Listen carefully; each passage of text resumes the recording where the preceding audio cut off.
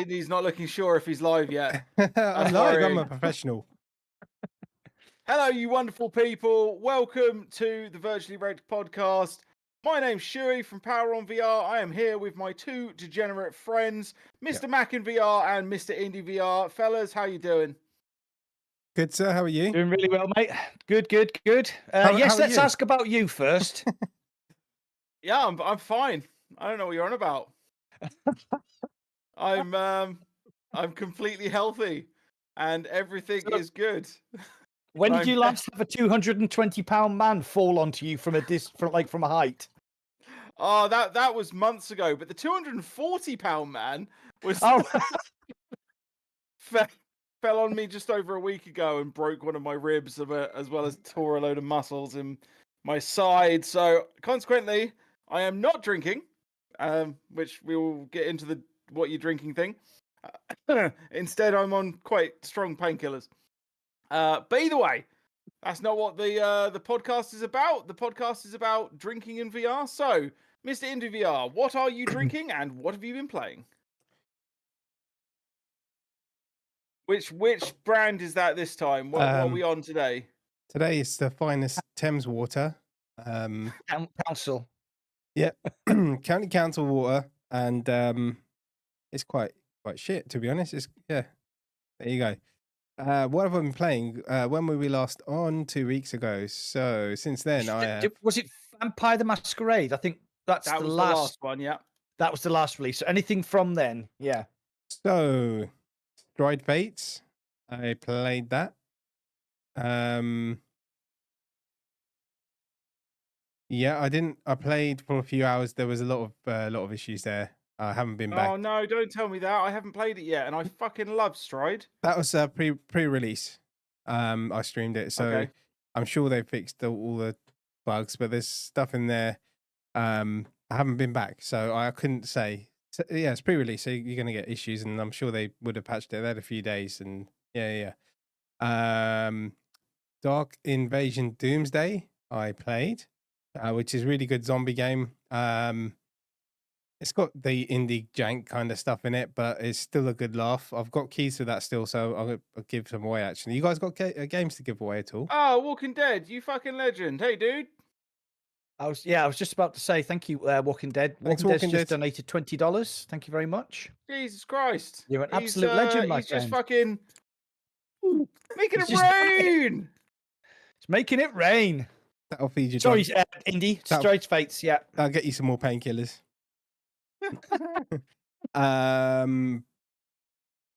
Space Salvage is actually really good. It was good. They had a good progression tree, had good gameplay. I like that. That was good on the MetaQuest. Yeah, I played it at EGX last year. I thought, like, even back then, it was pretty decent what I saw of it. Yeah. It's good. It was good. Trailers and VR don't go well. You watch a trailer and you think that looks like crap, but then when you actually play it, it's different, right? Yeah. But then sometimes 100%. It works the other way around. So Walking Dead, fucking hell, gifting out the memberships on Indie's channel as well. Jesus Christ, Walking Dead. Thank you very much, Walking just Dead. Going, he's making it rain. He's a rich YouTuber now. He's almost. You do realise, of course, he's not gifting out memberships on mine because he wants that Pico 4. Yeah, I was literally about to say, like, it's in his worst interest to actually do that on your channel right now. Thank you. Thank you very much, Walking Dead. I'll counter that by gifting 5 memberships on Mac and VR's stream. How about that? Make it harder for you. How about Power-Ons? Okay. Thank you. And then obviously 15 hours of Assassin's Creed Nexus, and we'll get into that in a bit later on. I was going to say, we may as well just call this podcast the Assassin's Creed Nexus podcast. That's what I did. I called it the Great Assassin's Creed Nexus Debate. Because I want to debate this with you guys. And we'll get into it. We'll get into it. Yeah. We'll get into that. We'll literally dive into that after we're done. Yeah. Mac, Thank you. On to you. Right. I'm the only one that is drinking. I keep hearing somebody shout "thank you." Yeah. Sorry, that's my that's me. It'll stop now. It stopped. Thank you. Right, okay. I'm drinking my favourite Italian Pinot Grigio from the Puglia district. Oh, lovely. So, sorry, somebody's started talking and the mic cut out. What have I been playing? Right, I've been really getting back into Gran Turismo. There was an update 1.4, and that gave a few new cars. They gave you the Porsche GT3 RS, the 992 version. Thank you. I fucking love that car. So I've been playing that. I can still hear somebody shouting, "Thank you." I'll turn it off. Also, Matt, can you turn down your mic a tad, according to Parasite? It's a little bit loud, is it? Ah, right. Yeah, I'm a little Just bit louder compared than to the you. rest of Thank us. So you. either turn you down or turn us up. Pick one. I'll just turn me down. Right, so we're level now. Yeah, and I've been playing a lot of mixed reality. I've been playing Drop Dead the Cabin mixed reality. Sorry, I got mate. so close. Yeah, I'm working on it. Come. Okay. I got so close to escaping. I got down to about a minute and then I just get overwhelmed. So I've been playing that. It was really good fun. Thank you. And then from there, I have done 1, 2, 3, 4, 5 Assassin's Creed live streams. So that's what I've been playing in the past 2 weeks. Mr. Okay. Shuey. Yeah. What have you been playing? Did you talk? Oh man. I haven't said. No, I Walking haven't said. Dead. He's Jesus Christ, for he's dead. going fucking nuts. He's off his fucking melon. It's because he's monetized his YouTube channel, nice so and he's over Walking the Dead. moon. Oh, mate, that's so fucking cool. Any of you that haven't subscribed to Mr. Walking Dead, head over there. The guy does some fucking amazing streams. He's almost at 1,000 subs, everyone. So if you're not subscribed, give him a subscriber. Yeah, shove him over that edge. Literally, get him, pick him up, throw him over. Throw him over the edge. He's nearly there. Right, what have you been playing, Shuey? Sorry, we kind of jumped. So what have I been playing? I've not been playing a huge amount because, as it turns out, VR's pretty. you do a lot of the moving around and things. But what we actually did was on, I want to say Wednesday or Thursday. It must have been Thursday night, I reckon. Taz and me decided to jump on because he was getting lonely and he wanted some company. So we jumped on a game called BAM to begin with. Have you guys played BAM? Played it very briefly. Yeah. Never. Have you played it in mixed reality? Yeah, we tried to play it at EGX, but the Wi-Fi wasn't good enough. But yeah. So I've got it. I was sat there playing it with Taz, like in my studio, like just over in the corner there. There was this little BAM arena where you're these little robots that have to punch each other, and it feels very like Wii Sport, like Wii Boxing kind of thing, but in the little miniature that goes around. That was pretty fun. Had a blast with that. We tried out.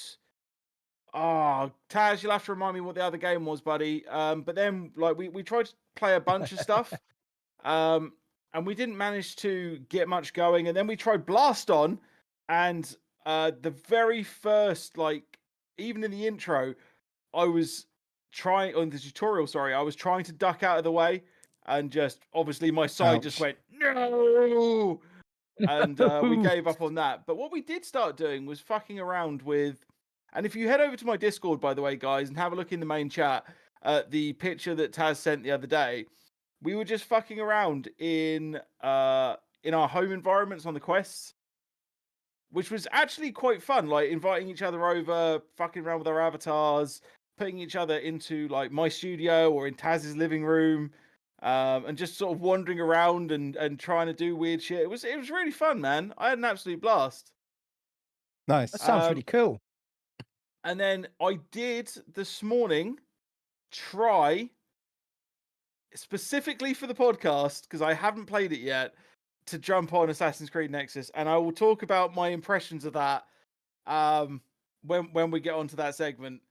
But yeah, so I've played about an hour-ish of Assassin's Creed, and arguably for most people that's probably only about 25 minutes at this point in time. So yeah, not played a huge amount. What I actually did, there's one more game that I jumped into briefly, and it's because last podcast I said that I'd given all of my shit to my friend in order for him to start up, and Mac, you'll be meeting him on Thursday.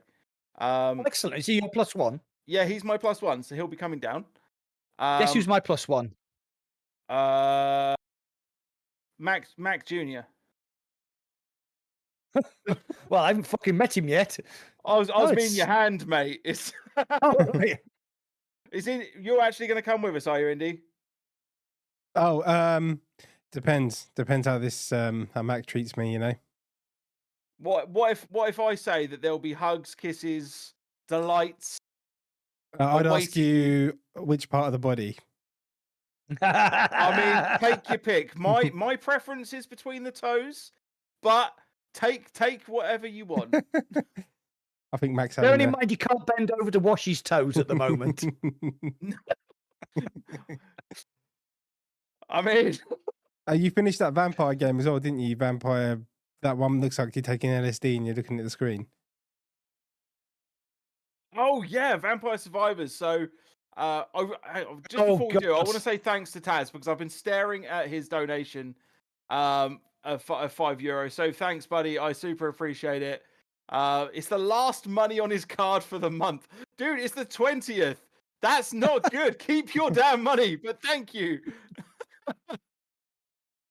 But yeah, Taz basically wanted to let everyone know he's moving on with his life. He's moving in with his girlfriend and their kid, and they're getting a place together. Nice. So congrats, man. Well done for moving on and actually doing the adult shit. But yeah, Vampire Survivors. So for those of you who don't know, I've been pretty obsessed with the game called Vampire Survivors over the last month, 2 months ish. Couldn't get a fucking enough of it. And it turns out that I've managed to complete it because it's just like it's a retro indie type jobby with like really cool newer mechanics. And yeah, it took me 68 hours.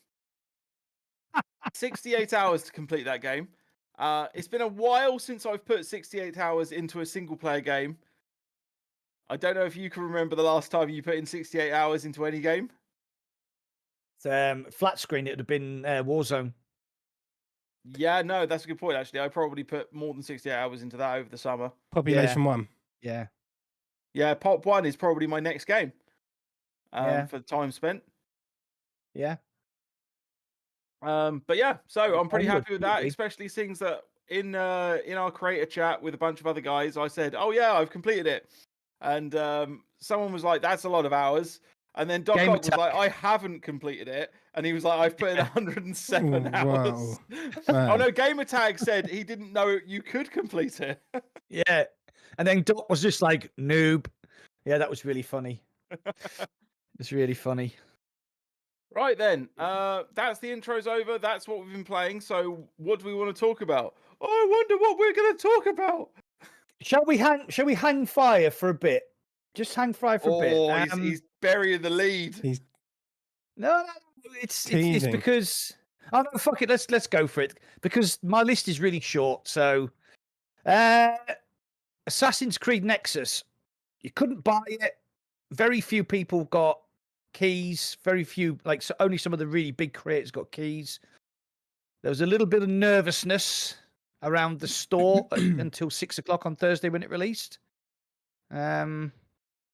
So, who would like to go first? Who's played the least? It's not gonna be me. There's no point in me going first, I don't think. Actually, no, that's probably not true. No, I have definitely played the least. Yeah, let's go for my first impressions, and then you two can bicker it out over what I'm right and wrong on. I think that's probably because you two. Do you think we're going to have contrary opinions? I have a feeling that this is going to be exactly like my thumbnail for this podcast. There's going to be like a happy, a sad, and a I don't really know. That's my feeling on this, right? Yeah. But I think the problem for you is that because you can't move, that Assassin's Creed is quite a physical game because you're constantly climbing and there's sword fighting, and to use the bow you have to do this, and to throw the throwing knives you do this. Yeah, mate, I haven't even thrown a knife or used a bow yet. That's how little I've played, right? So I did the intro, and I've done I've literally been to the Ezio Auditore Castle-y, mansion-y, in the middle of the villa-y type place. And So where do I start? One, in case any of you haven't played Assassin's Creed yet, don't forget when you load up the game to do the T-pose shit. Because if you don't, the game doesn't fucking work. And it doesn't tell you that you haven't T-posed. And it doesn't tell you that it's not going to work until the point where it doesn't fucking work. Apart from the fact that there's a big sign that says, hold out your hands and press A if you're standing or B if you're seated. Yeah, which I didn't see the bit where it said T-pose yourself. All I saw was press A if you're standing. And I was just like, okay then, I'm pressing A. And then the moment it came to a bit where I had to, like the first bit where it tells you to climb up the wall. Yeah. And it took me 5 to 10 minutes of me shouting at this game, like, this game is bullshit. I fucking hate it. Why the fuck is this not working? And I was like, literally just trying to, every time I grabbed, it would remove my hand from the grip. Right. And it kept pointing to my controller being like, the yellow bit. And I'm like, I'm pressing the fucking yellow bit. It's not. Why are you doing this to me? I only have 2 hours to play. And yeah, it got really upsetting. But once I restarted it, that sorted out. The load times on the game is fucking awful. It's so bad. I think that the start screen is a minute or a minute and a half, right? When you first boot the game up. Yeah. But that's just because that's just doing a preload. That's unpacking a bunch of stuff. I don't mind that. Like, because when I restarted the actual game and went back into it, it was much shorter. It was, so the first one took 2 minutes, and then the next time I loaded up the game, it took like 20 seconds or something. So that's not what I'm talking about. But like loading between like mission points, it broke the game for me. It was like Max got the face. Max got the I haven't experienced this face. That is, do you know what? That is, I've not thought that. I've not thought that once. Really? Nah. Because I've sat there and I'm just like I'll go to a door handle, right? And that's the other thing that I really annoyed me actually, is the door handle shit. Come say hello quickly, buddy. Hello. Hey, dinosaur Love you. dude. Sorry, that was my son. He's just got back from swimming. Right, so yeah, the you'll go to grab hold of a door handle, and then it will go into a loading screen. In order for you to go to the other side of it, and it's like 10 seconds. And it's that 10 seconds for me is incredibly jarring. But but you are loading into a different level, because usually when you go inside, it's separate from. Yeah, but I'm not talking about just area. Inside, outside. I'm talking about inside versus a different part of inside. Like the villa, right? You go into the main bit of the villa, and you're like, oh, this is pretty big, and then you have to load into the bit where your sister is, and I'm just standing there being like, hey, this is kind of shit. That I think what's happened is you've got right. So you're still learning skills 6 hours into the game, right? Yeah, that's fine. You don't get your first, you don't get your final skill until you're about 6 hours into the game. So I think the problem is you've experienced the first hour, but it is quite a long game, and you're still doing tutorials for the first sort of 2 hours of the game. Yeah, which is fine. I don't mind learning new fine, shit yeah. for the whole game. I don't mind even if, like, in the last literally level that I learned something new. That's not a problem. It is just the loading times. The thing between very simplistic shifts. The reason that I think I didn't notice too badly was because I was always talking to chat. So that might be why you notice it more, because you're not streaming, you're just on your own, and you look, and then it probably sticks out more. Yeah, a lot of people have someone asked me just now, what are the loading screens right at the start? People have complained about loading screens. That is the other thing that bugs me though, is they've like none of the doors open in a way that feels very immersive. That was all kind of bullshit to me. It's just kind of like you go up to a door and you're just like slap. Like you can grab hold of some handles and that kind of works sometimes, but it would have been nice for them to just have like a trigger pull to be able to open it, so it felt like it does in Blade and Sorcery with the I don't think that would have been too difficult to implement. just as an immersive side of things. And the reason I'm talking about something like this, even though it's such a small thing, is because it's such a huge fucking studio that have made this as part of their AAA. This is one of our big IPs kind of thing, you know? So I would have expected them to pay a bit more attention to the smaller side of things. I know, once again, this is coming from an hour's worth of gameplay. This isn't coming from spending 15 hours in it, 10 hours in it, 30 hours in it, whatever it is. Okay. But positives that I took away from it. I love the way the parkour is done. I think that's really good. I definitely think that holding down the A button rather than having it pressed, I think that is a mistake on their part.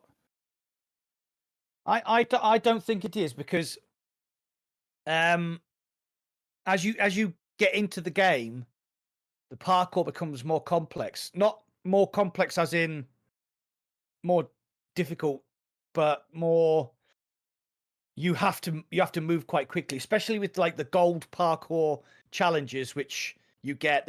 I think there's 2 on every level. Yeah, well, you go through the doorways, right? Yeah, and like the first couple are just like, yeah, just run in a straight line and it's fine. And then they'll throw in a few turns and corners, and then there'll be a bar that you have to reach for and pull yourself over to the next bit, and then there'll be like 90-degree turns consecutive, and it does get very, very complex later on in the game. And I think, my personal opinion, having been a massive fan of Assassin's Creed, not the first flat screen game, I thought that was a bit crap, but the second one, the Ezio Auditore story. Yeah, the Brotherhood trilogy, yeah? Yeah, the Brotherhood, yeah. I mean, yeah, played those to death, and I think the parkour worked really well. And I get that AC parkour feeling from playing this game. And I think in virtual reality, if you had to press a button every time you jumped, you would spend a lot of time falling off stuff, and that would not be fun. Fully disagree. Okay. Well, there's a reason why I disagree, though. Okay. I'm not playing Assassin's Creed to play Assassin's Creed, right? I'm playing Assassin's Creed Nexus to play an Assassin's Creed VR game. Yeah. And part of that is that I want as much immersion as possible while still being accessible as a parkour in kind of game, right? Now, when Stride hit its second update, Stride made huge leaps, and I mean that almost literally, in how it worked its parkour system, where you fling your arms in order to do the parkour, right? So it felt like you were parkouring, which was really good, I felt. And Blade and Sorcery, at least when you're running around and jumping everywhere, you're actually pumping your arms. So that immersion between those two games, either system that you use, it feels very much like you are running, you are parkouring. And in Assassin's Creed Nexus, it just felt like you were along for the ride. Whereas at least pressing the A button rather than holding the A button would have felt like you're actually involved in those decisions of movement through the parkour system.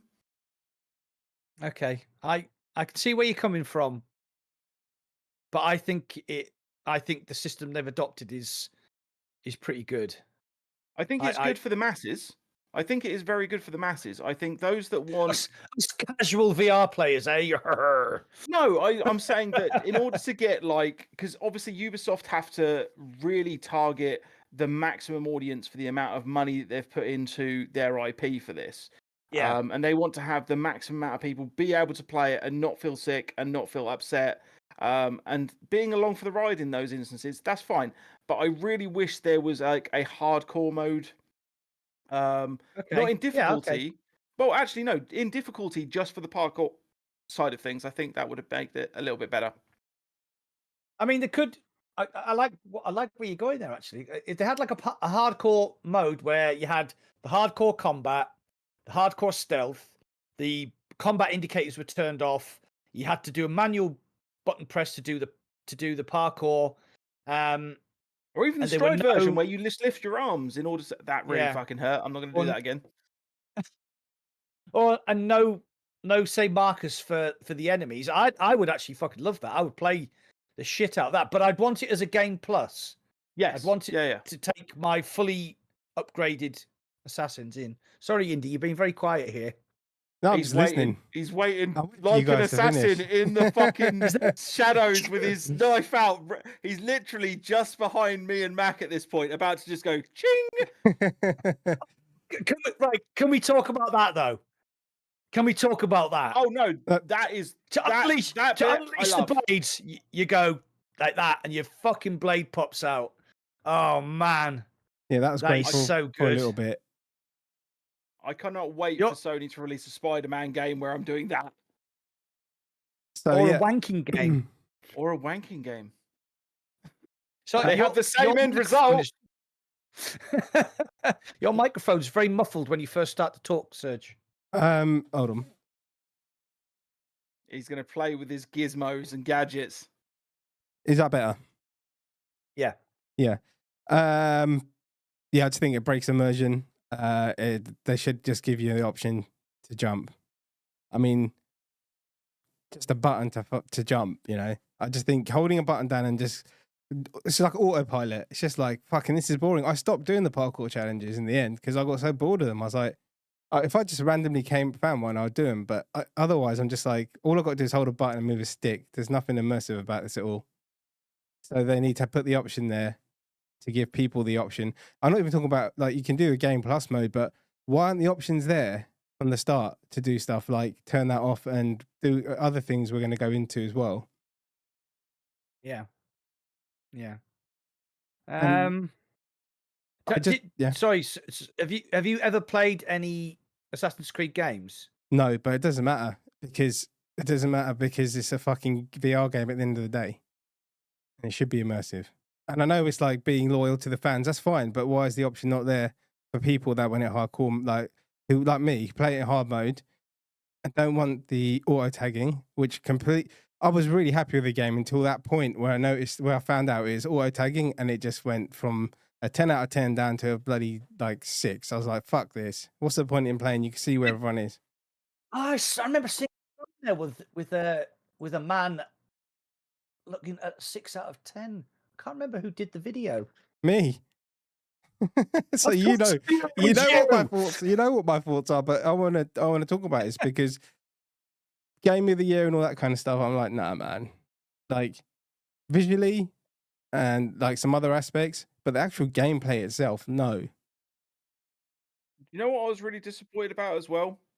And this is going to be a nitpicky thing. I didn't give it a 5 out of 10? No, although I haven't played enough of it to give it a score. So I'm not going to comment on that too much. You know, when you finish the tutorial and you get to the balcony and then the fireworks start going up and Nexus appears on the screen and you look down into the square and all of the people, it has, and I heard this on a few different, I think Gamertag mentioned it, Beardo mentioned it. They were like, it's the most amount of AI that I've ever seen on screen in a game. And I was like, that's great. But they look like the random people in Hitman 1 way back when, where they're just sort of wandering around and they're not actual real people. They're not even real AI. They don't look or feel realistic when there's that many on screen. And on top of that, the fireworks were coming out of nowhere. They come out of the river. They come out of the street. There's no one setting them off. They could have just hid them all behind buildings and that wouldn't have ruined it for me, but it did a little bit. That is a nitpick. I know it's a nitpick, but that is a nitpick. From such a big IP, from such a big studio, I just expected I'm expecting just a little bit more than other things that I've seen recently. Right. Okay. Okay. Right. Oh God. It's almost as if we're bashing it. No, I'm not trying to bash it. The thing is this is what I have to point out to my missus, right? And I have to point it out quite a lot, is that I'm not bash bashing things. You. Huh? What? I'm not bashing you while I've got a broken rib. That's what you're basically saying. What I'm saying is that in in my life, the way whenever I'm critiquing things or criticizing things, Yeah. it's genuinely because I want things to be better. It's Yeah. not because I want to shit on them. It's not because I want the people to feel bad for making it. I don't want other people who enjoyed it to feel bad for that or feel like that I'm attacking them. I just genuinely want the best for everybody possible. Yeah. And so with this, with such like I in the same way that when GTA VR appears or doesn't appear, let's say for the sake of argument it does appear, I don't want it to be a Ghostbusters. I don't, Yeah.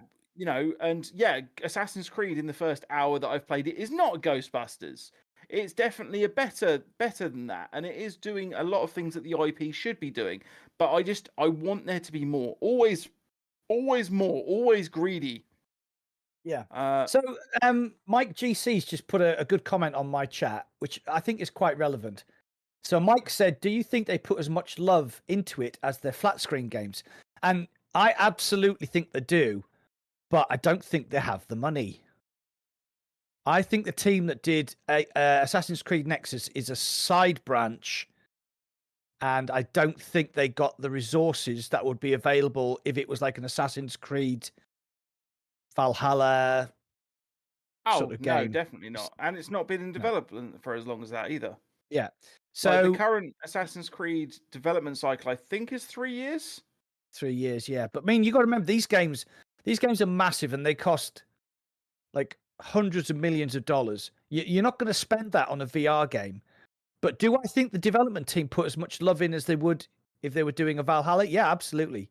And it as a fan of Assassin's Creed, it exudes from the screen. And like as soon as I didn't see any of these things that you saw because I was just like, I'm in Assassin's Creed. God, I'm Ezio Auditore, who's always been my favorite assassin. I just love his accent. I love the way he looks. I love the fact that he's in Italy because I love Italy and I've been to Florence. I've been to Siena. I've been to Venice. I've been to San Gimignano. I've been to these places that I've actually played in a game. I climbed Giotti's Tower next to the Duomo in Florence, and I just remember thinking, I remember hanging off here as Ezio Auditore and doing the leap of faith. Sorry, and it gave me that. It gave me that feeling. It gave me that feeling again. And so, to answer Mike's question, no, I don't think they had the money, but they did put the love in because, yeah, and I never felt sick, which I thought I would, because Assassin's Creed can be quite a fast game, and I think they've managed to avoid the motion sickness. Sorry, India, I kind of cut you off a little bit there. But do you think that being a massive Assassin's Creed fan is clouding, like, for example, are you happy with the bow and arrow? I was looking away. I was looking at someone who's at my door and I was just not looking in my headset and just doing that and just killing people. I mean, it's so unimmersive. Like, are you a fan of that, honestly? So, as always on my channel, there's two. If you're not a fan of Assassin's Creed, this game would get a different score. If you're a fan of Assassin's Creed, it would get a better score because I think they've kind of nailed the atmosphere. But if you don't know anything about Assassin's Creed, it's just a generic platform open sandbox assassination game. And if you don't like I said, yeah, I know. You pull the bow back, you have to kind of get it in about the right place, and it auto kills. Yeah. You can miss. I don't think I've ever missed. Maybe once, maybe, and I don't even know if that was a miss. But why is the option there? Because it actually takes longer to put auto aim in than it does to just let people shoot for themselves, like to do all the developer side of it. I mean, why is there no option? Like, there's no option. It's just like, here's the bow and arrow, and I was like, oh, this is cool. I can't wait to fire this. And then you watch my stream, I just lost it. I lost it. I was like, what is this shit? I'm sorry, but it's not acceptable for me as a in the VR game. Like, look at IndieVR Unchained, for example. Everyone loves playing that Amazing. game. Exactly. Yeah. And that is all the right, complete right, so- opposite. Your microphone's doing that thing where it sounds like you're underwater again. So I don't know So- if you remember this, Indy, but I streamed Horizon. Was it Call of the Mountain on PSVR 2? Yeah. And Indy came into my stream, and the first thing that he asked me when I was doing it was, "Have you got the eye tracking auto aim on?"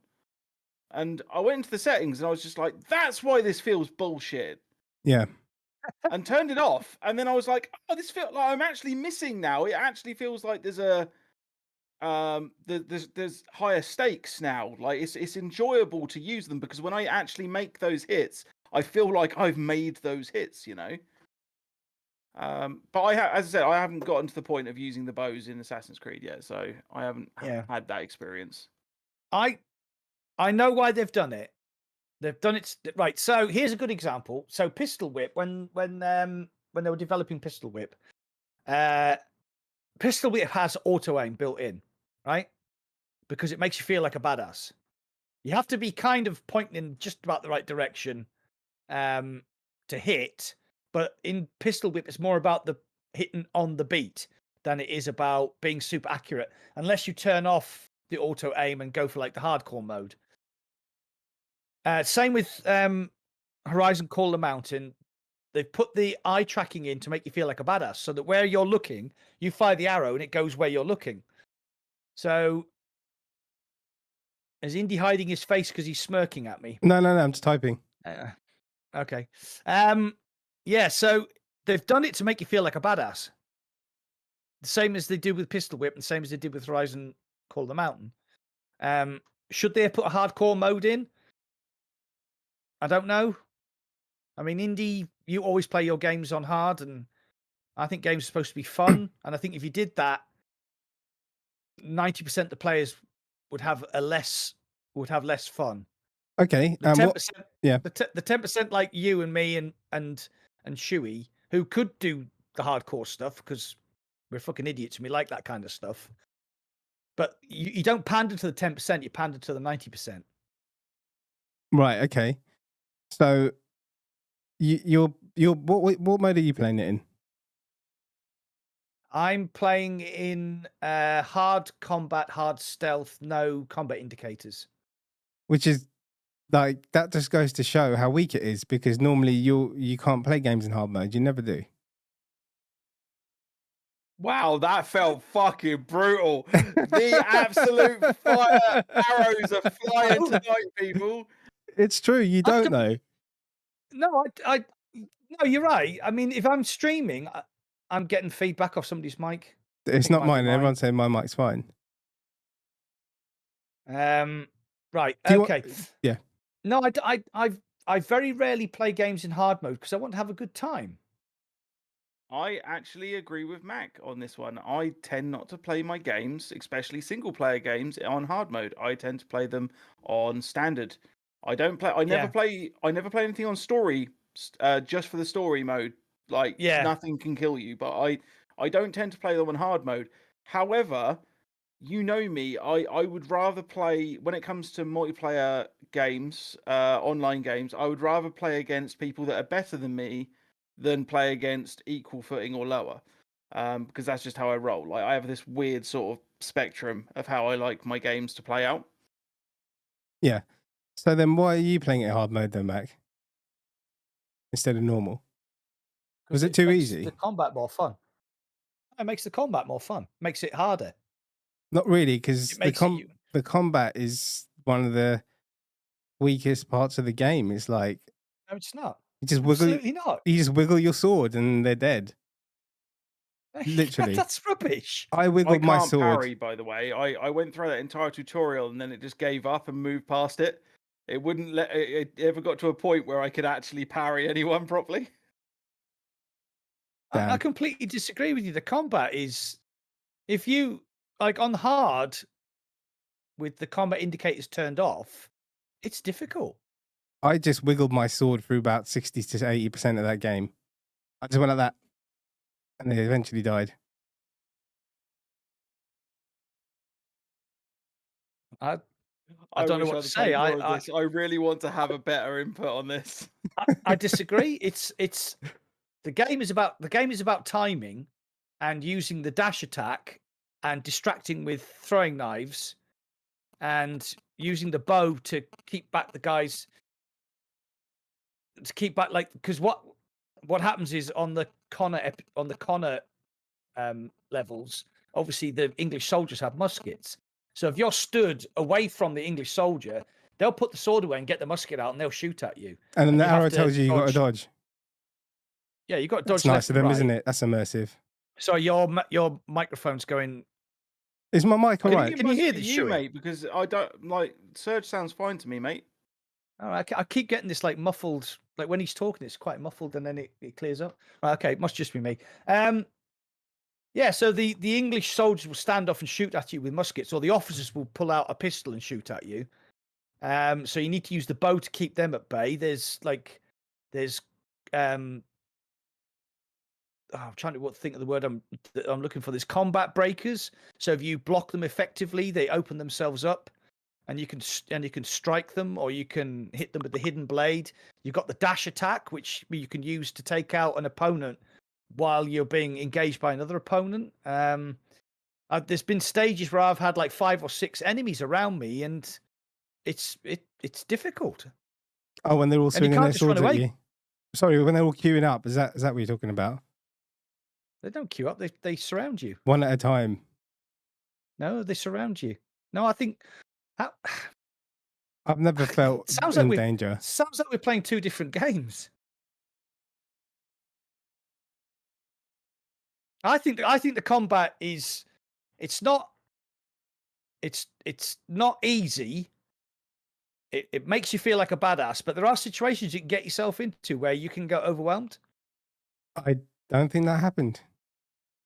Maybe once when I was pissing around just to see how many people would come up, but in general, I was just swinging my sword like a stick like that, and then they just all died.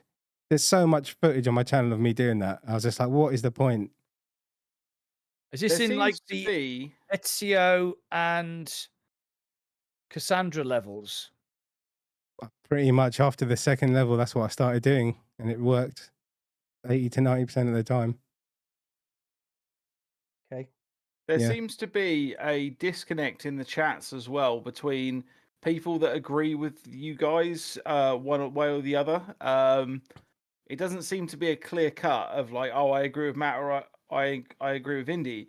It seems to be that people were either a little bit disappointed with the combat, or they fucking loved the combat, or they were disappointed in the combat but really liked the stealth mechanics. It seems to be sort of a mixed bag. But then if you throw in there, are you an Assassin's Creed fan? Then I think you will see which one's which from what they say. If people have played it before. That's an interesting. Yeah. Okay. I'll put a poll up on. Put a poll up and say, are you an Assassin's Creed fan?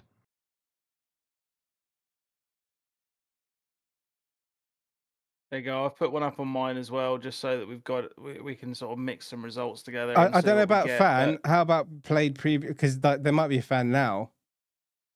I know this. All right, let's just do it. Okay. Specifically, we're talking about: were you a fan before playing AC Nexus? That's the question we're actually asking. Yeah. Okay.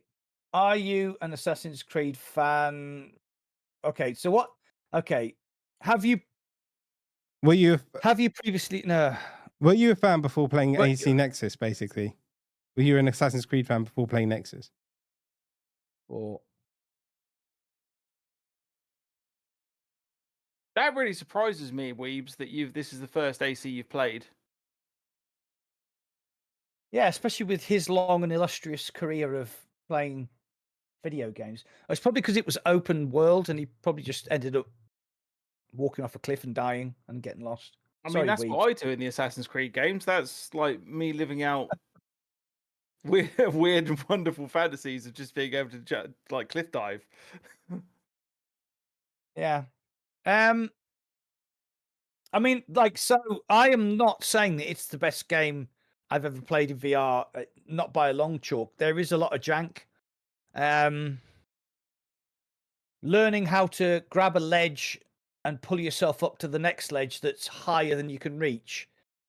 That took me probably inordinately longer than it should have, until I realized you have to hang with one hand, pull up, it launches you up above the ledge, and then you just reach down with the hand, with another hand to grab, and then you just do the same again. Once I figured that out, there's been a few times where I've been like doing the parkour and I've missed a handhold for some whatever reason, I don't know why, and you just get this like horrible black sort of animus screen as you're sliding down the wall. You know, it's got to do with the position of your hands. Yeah. It's not perfect, not by a long chalk. You know, to say that, you know, obviously I'm disagreeing with Indie. I don't think, I'm sorry, Shu, but I don't think you played enough to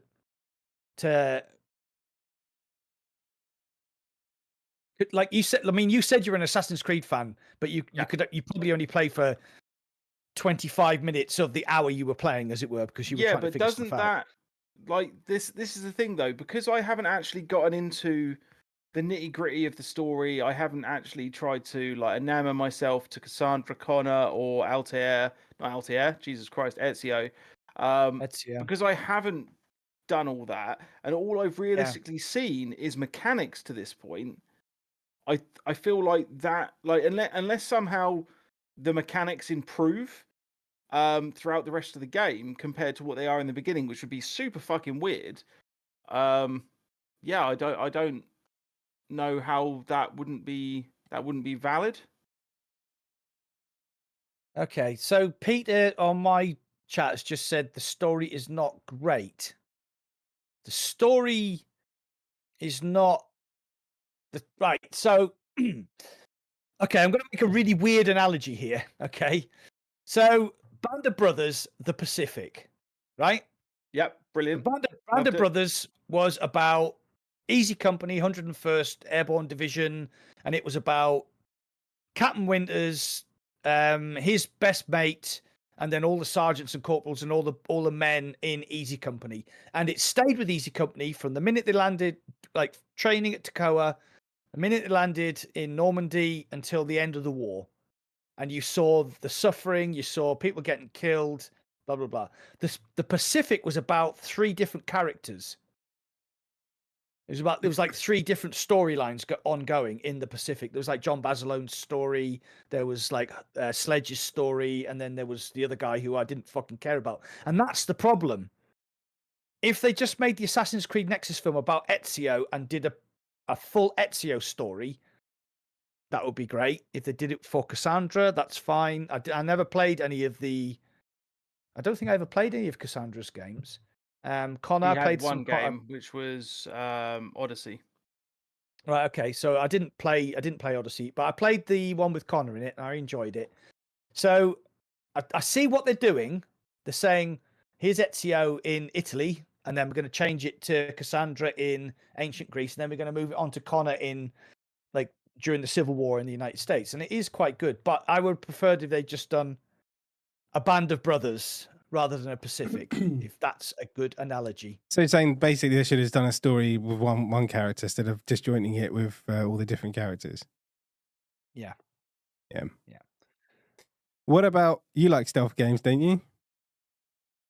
I do like stealth games, not Aspire. But yeah, okay. Splinter Cell, I prefer Splinter Cell's hardcore stealth. Ghost of Tsushima. Over Ghost of Tsushima. Ghost of Tsushima. Oh god, there's another game I put 100 hours into. I still need to finish and the DLC. That. Oh my god, it's so good. What do you think of the stealth in Assassin's Creed then? I knew you were going to ask me this. It's not good. Okay. Particularly. Okay. Like it says in the game description when they marketing whatever this is a stealth game, which is kind of true, but it's like, why is there no option to turn that god awful auto tagging off? Because it ruins the whole stealth. If you can X-ray vision through the door and see somebody coming like round the wall, and you just stand there waiting for him to finish his walk around, and you go, I even did a talk through. I go, this is boring. I'm just waiting for this guy. And there was an odd occasion where the guy was behind something and I had to listen out for him, right? Maybe 3 times in the whole playthrough because I didn't see him beforehand. Yeah. And I was like, this is so cool, but I'm going to have to go back to the other way because if it didn't have all those stupid tags in it, I would have given it a lot higher rating because I love stealth games. Yeah. And but it's- so how did you feel about Masquerade? Did you try and play Masquerade on the full stealth? I didn't play it. I played it for like 2 hours. And That was uncomfortable. What was? Watching me play? Playing Masquerade on full stealth. It was so... It like a good stealth game is a game that is able to create moments of tension and action within a stealth environment. And Masquerade was basically sit up on top of a roof and wait there for ages and then move and hope that you don't get seen a couple of times. Yeah. And then repeat until you get to the end. Sounds like a wet dream to me. Yeah, I remember you imagine looked you'd at the have same liked time.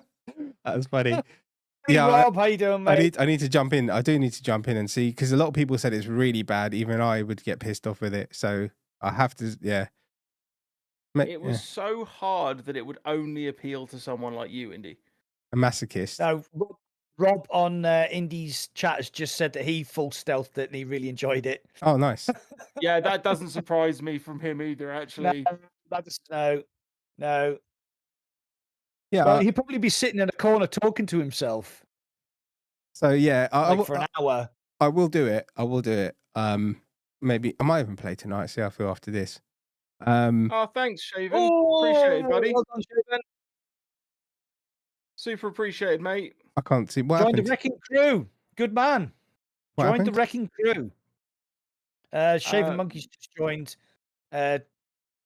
Poweron's channel. Oh, nice one. So, did you say Shaven Monkey?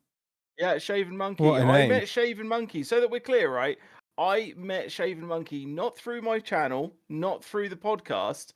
I met pubic Shaven hair Monkey. I'm fairly barbers. certain, Shaven. Tell me that I'm wrong. I met him playing Contractors in the middle of a game with a bunch of people, and just literally started chatting and started talking about like different products because I think he'd literally just got his Quest 2 like a week before or something.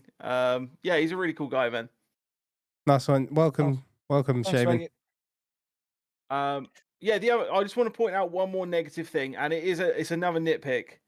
It's another nitpick, but I think this one, when games put in something for literally no reason, it really does my head in. And when you come out of the memory back into the Animus OS, and you have to do the fucking stupid fucking password bollocks entering thing. What a load of absolute bollocks. I like that. It's a 3D puzzle. It keeps your brain young. And as you know, I need all the fucking help I can get. You fucking I do. disagree that it's a 3D puzzle. I think it's actually no. A puzzle, yes, as in a puzzle that I would have in front of me. It is like those kids' puzzles that you'd buy a 3-year-old, where it's like 9 pieces, and it's like, you just have to look at what's on the front of the box and then put it in the right place. Reminds me of the joke about the 3 blondes. They said they were like celebrating. The guy said, "What are you celebrating?" Said, "Well, we had this puzzle to do, and it said 3 to 4 years, and it only took us 3 months to do it." And you think, yeah, okay, I see what you mean. There is a joke in there somewhere. My God. Yeah. No, I enjoy. I'll tell you what is really good. Though, is when you're in the Animus on a Quest 3 and you've got your pass-through on. It goes to that grid. Yeah, no, that was really cool. That was really cool. Yeah. The moment that came up and the pass-through was on, and I was looking around and like everything's in that nice little blue shade with the grids everywhere, and I was just like, this is what I wanted. So I was really impressed from the get-go with how it looked. I liked that. I really wish that the when you're talking to Abstergo lady, I really wish that was in the pass-through. I just didn't feel like there needed to be a separate VR room for that. I didn't feel. I think that would have been slightly cooler. Yeah. Dips has actually just said on Indie's chat that it actually works on the Quest 2 quite well as well. Okay, cool. Yeah. Speaking of puzzles, what are your thoughts on the puzzle system? They're just video game puzzles. It's just they're not supposed to be super difficult. I think No, there's no. one. I think it's gone. Sorry. Yeah, they're okay. Yeah. I like the lock picking. It reminds me of That was good. Yeah.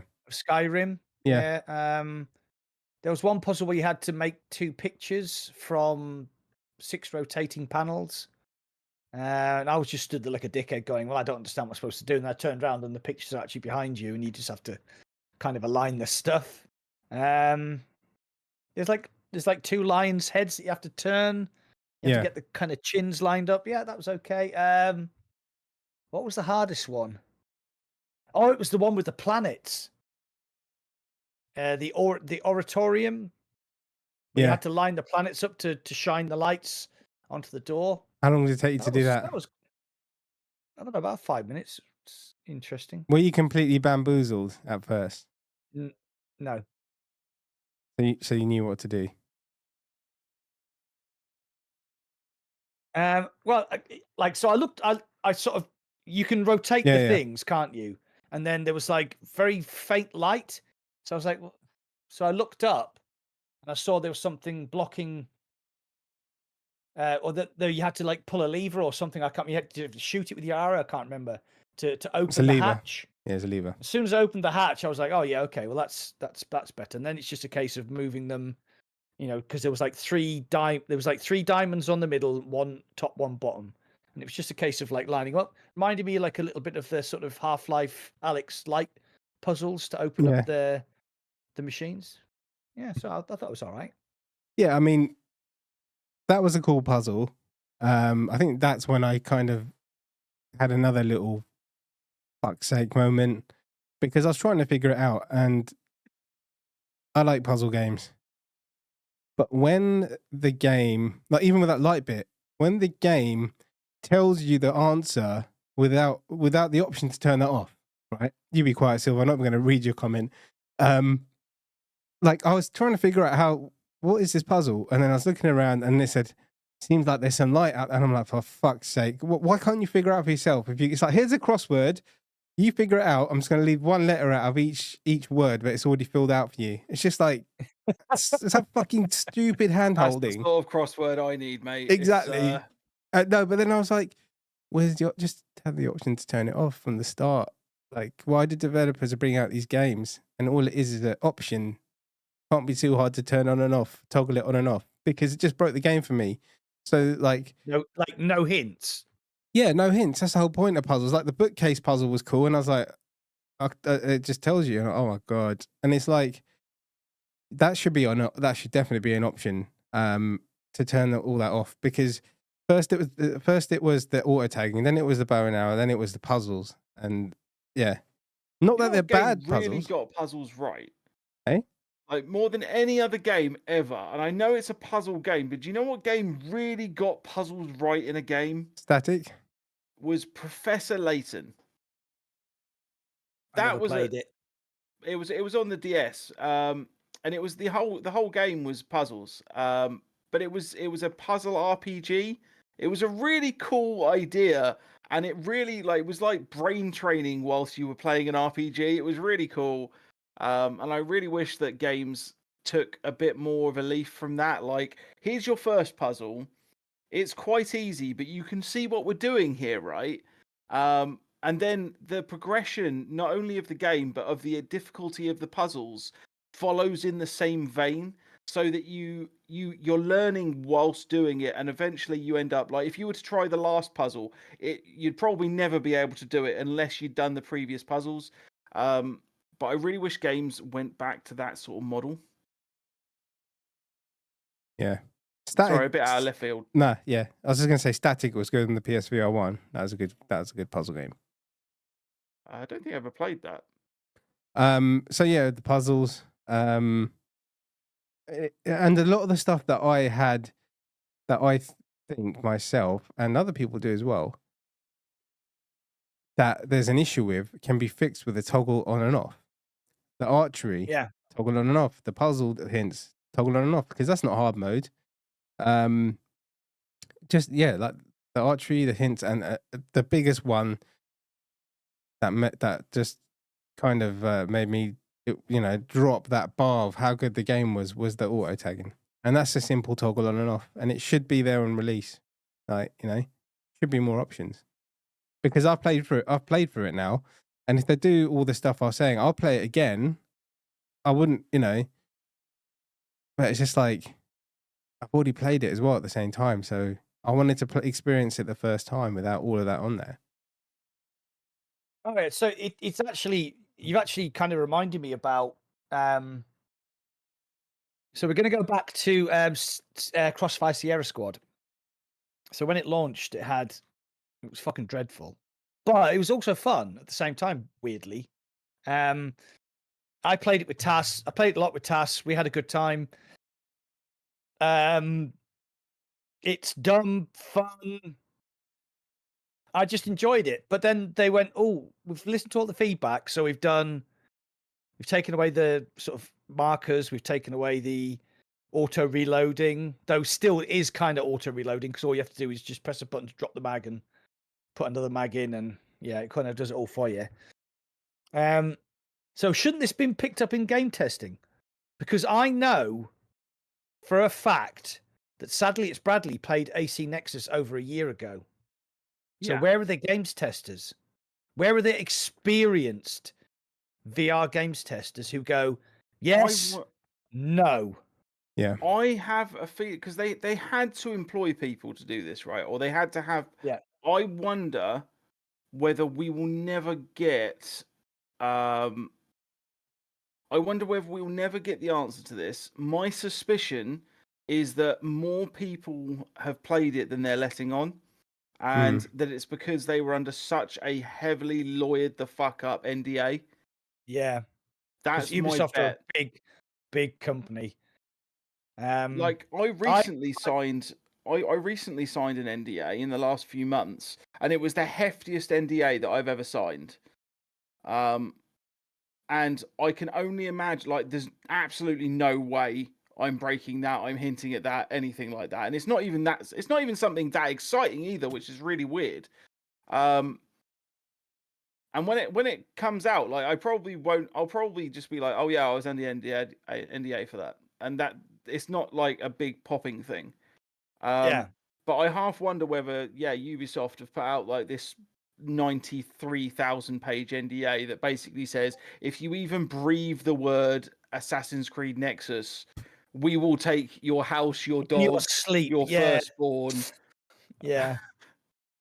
But you've got to remember, I mean, like, so if you look at the sales figures for some of Ubisoft's games, they're like in the 5 to 10 million, and it's fucking crazy, so there's a lot of money. So their NDA will be like, it's not like, here's the embargo, please don't break it. It's like, if you break the embargo, we will send you to the front line somewhere where you really don't want to go.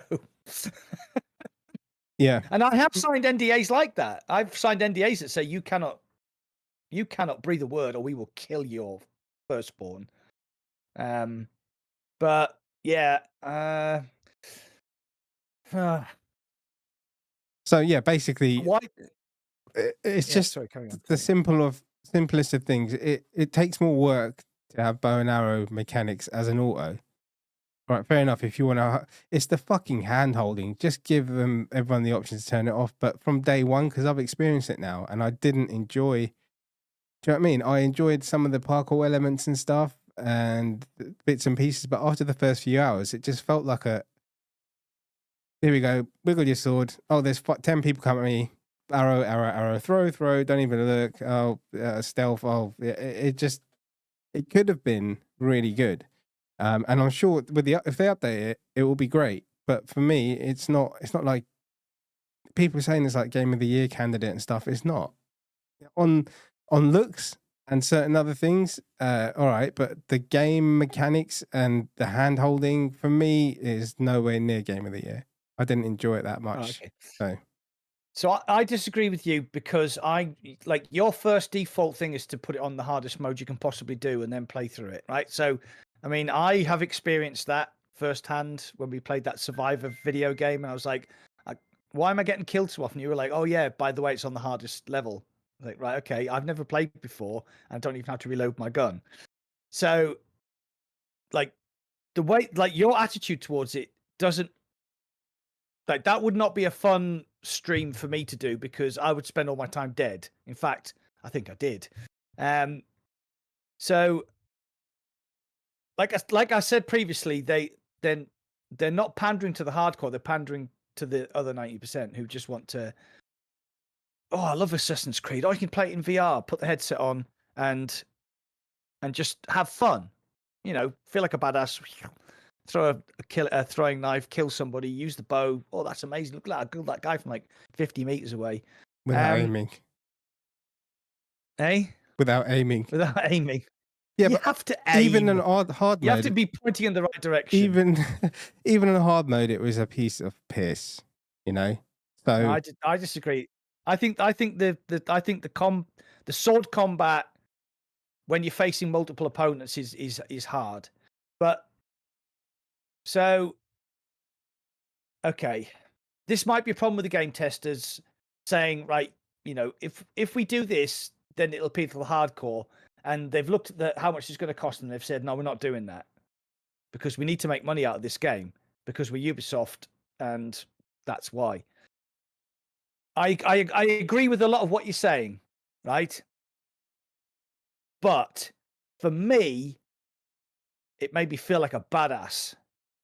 Like parkouring, knife throwing, like doing the targeted drop with the secret blade, using the smoke bombs to confuse enemies and then running in and like blading one, you know, throwing Connor's tomahawk at another, then just getting your bow out and taking out the guy who was aiming his musket at you. It just, I don't know. There was a point in my live stream today where I was playing as Connor and I was on a roof above two English soldiers and they were talking away, and I got a smoke bomb out and I went, have some of that.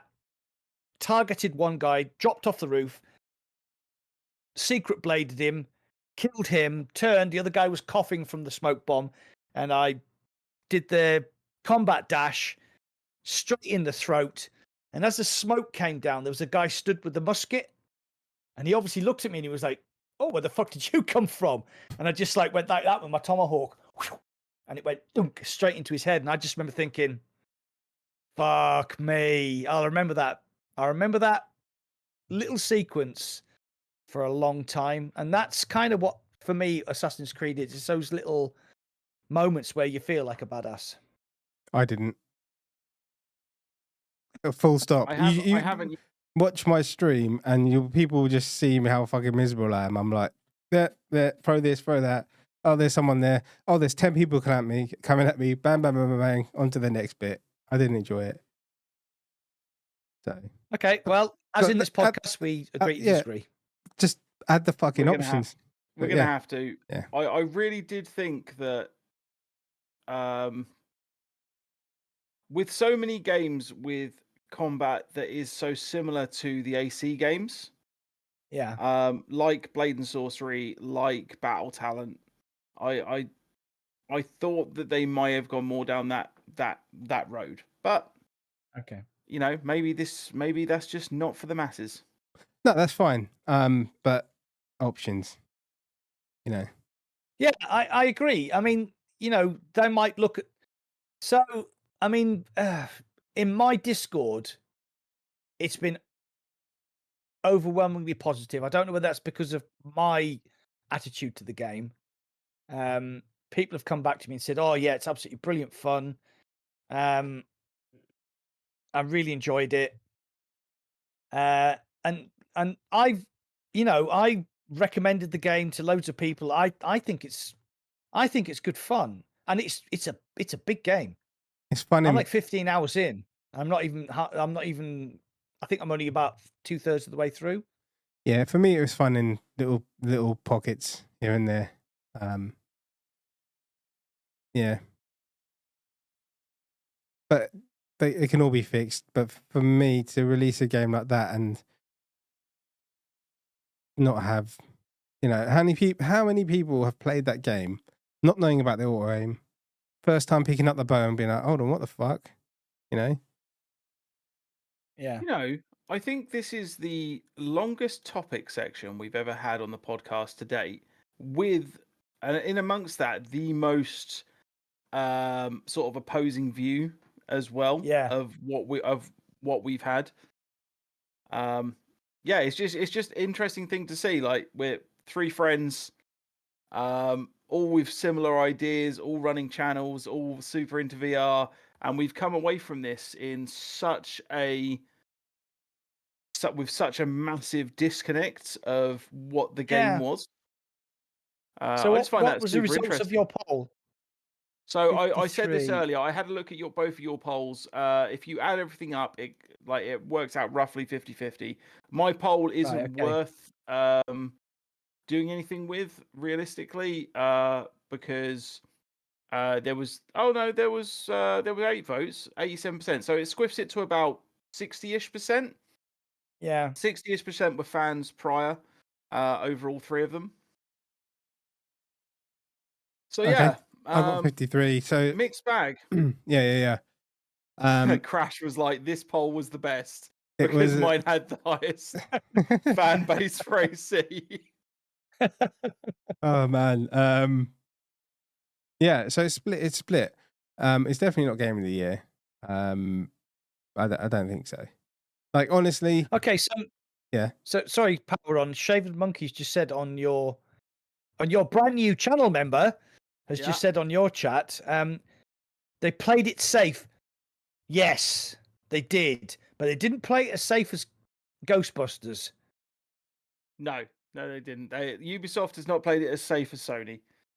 Ghostbusters didn't play anything. It was just called Ghostbusters, and it wasn't anything like none of the Slimers and fucking. There wasn't a Marshmallow Man. There wasn't. What was the Demon Lord in the first one called? He was called, not Vigo. Huh? Not Vigo. Vigo's the second one. Huh? Vigo was the second one. Vigo. Vigo was the second one. Yeah. Vigo. But then again, I don't think they even had the rights for those Marshmallow Man and Slimer and stuff like that. I think that's where it went tits up. Otherwise, why would you not put them in there? Yeah. Well, okay. I mean, we talked about it on the last podcast, and we think it was purely and simply so that mothers and fathers could play with their kids. Yes, fan service, basically. Have a nice time. Yeah, exactly. They played it so safe that it's like one of those, like a sequel to a film that people love, where they don't pander to the hardcore, they go for the money, and obviously pisses off all the hardcore fans. And yeah, I mean, that's what Ghostbusters did. I didn't buy it. I looked at it and thought, nah. I looked at people who reviewed it who I respect, because there were people who reviewed it who said this is the best game this year, and it was just like, okay, you're on my list of people not to trust anymore. And the thing is, I've had people come to me and say stuff like, buy the game, off reviews and stuff, like from the 6 p.m. embargo, and just say like, no. Yeah. Okay, so I'm just going to take a quick. So Evil Kingus is in my chat, and we had a bit of a tete-a-tete a couple of days ago about Assassin's Creed. He completely disagreed with me, and I completely disagreed with him, which is fine. Got a bit heated. It's one of those things. But we just agreed to disagree in the end. I said, in the end, my Discord channel is there for discussion and discourse. And he was like, yeah, fair enough. So Evil Kingus is in my chat. He's one of my channel members. I've got a lot of respect for him. There you go. Yeah. He didn't like Assassin's Creed either. Yeah, I've got people coming up to it, and it's like nobody else is pointing out the stuff that I am, or they're not doing it as like in depth that I'm doing it. And when I did my review, I made sure that I did it like unbiased. I was very sure to like point out the good stuff, and then the bad stuff and why, and the good stuff and why, and all that kind of stuff. So it didn't just look like a hate letter to Assassin's Creed, and I was like, this is how you can Yeah. improve it. So I'm not hating on the game. There were some good parts about it. There's some really, really good parts about it. But overall, it was a 6 because of all the stuff that I mentioned. I would love to have seen all of that stuff taken or optional from day one, because I've already experienced it now. I would go and try it again if they started putting options and toggles and stuff, and if they did do all the stuff that I would prefer, I'd play for it again. I'll just delete my save and play for it again. Okay, that's fair enough. I mean, for me, it's not perfect. It's an 8 out of 10, I think. Okay. Yeah, people are asking in my chat. Oh no, you got to finish first, though, haven't you? Before you. But at the moment, it's an 8 out of 10. Yeah, I haven't finished it. I'm 15 hours in. I'm on. How many levels have you done? I think I'm on Ezio's 5th level. I don't count it by people. I just do saw 3 the number. Ezio levels, then you do 2 Ezio levels. You go, then you do Cassandra, then you do Ezio, and then you do Connor, and then so I've just finished the Connor episodes where you break into the fort and you break into the manor house and get to find out where the guy's sleeping. Yeah, I think that's where I've got to. And then it switches to the Animus, and then you go back to Ezio. So, I mean, it's like 15 hours. I'm guessing the game's 20 hours long. But I think I've got about another 5 hours or another couple of live streams out of it. Yeah. But yeah, I mean, I'm loving it. I'm just, it has a bit of jank. Nothing. It's not perfect. But if you're a fan, it's really good. Yeah, I get that's that. the only I way get that because that plays that's into the only it. way I can sort of recommend it. Yeah, sorry. Yeah, that plays into it majorly. So yeah, as just like I was saying, just from me as a gamer without the whole Assassin's Creed background, that's what I think of it basically. So yeah. Cool. Have we got? Do we want to move on to anything else? No. Yeah. Let's go. No, that's the Assassin's Creed Nexus podcast, ladies and gentlemen. We've been Mac and VR, Shoeing VR. No, we got to talk about Arizona Sunshine. Come on, we got to talk about the Arizona Sunshine gameplay video. That is my most hyped game of the last quarter of this year for me. Okay, so I'm just going to quickly go through the games that are releasing in December. So what's the release date for Arizona Sunshine? 7th. The 7th, right? Okay. So we've got Sniper Elite VR Winter Warrior on the 30th of November, and Stranger Things, which there's not been a lot of hype about Stranger Things, so I'm a little bit worried about that one. But I'm a massive fan of Sniper Elite. Arashi Castle of Sins, December the 5th. Then we've got Arizona Sunshine on the 7th. Unfortunately, Bulletstorm got delayed from the 14th to the 18th of January. So that's out of the picture. Though, right? It is, because they were going to go up against Starsgar's Wrath, which, yeah. Okay, so there's a lot of games. There is a lot of games. There is a lot of games coming out in December, and it looks really good. So Serge, how do you feel about Arizona Sunshine 2? Did you play the first one? Yeah, I played it. Yeah. I haven't watched people play multiplayer. I haven't watched the gameplay, anything, because I like to go in blind when I play games. I don't want to see anything. But there was that original trailer. I mean, you got a dog and you can put grenades in zombies' mouths and shit. So I'm sure it'll be good. I mean, it's Vertigo Games. I mean, shit. They made Arizona Sunshine 1 and After the Fall, which we all played a lot. So yeah, I think we played a lot of After the Fall. Yeah, I'll be streaming it. Yeah. Okay, so the trailer they showed you was obviously a CGI trailer. Yeah. But the gameplay trailer they showed you, what did you think about that, Shuey? Mate, So the trailer, I tend not to put too much into the trailer. Because even if it's a gameplay trailer. So what I did, I went and watched Gamertag's video. I went and watched Mike's video and Beardo's video as well. With I think he was playing with Soul Fox, and it's exactly what I was expecting it to be, and that is not a bad thing. I loved the first one. I thought it was one of the first VR games that I played through fully. I also played through it twice, once with two different friends. In the co-op mode, the narration of it from your character is fucking hilarious. It's so deadpan. It's exactly how I would be at that point in time. I would be just so pissed off that I was taking the piss and talking to zombies. They've basically taken all of the gameplay that I loved about the first one, and it seems like they've just improved incremental things and then added some other things, which I'm a big fan of. Hopefully they bring back Horde mode again, because I sank literal days and weeks worth of game time into that, especially leading up to that tournament that I played in. I've got news for you, mate. What's that? I've got some news for you. Ooh.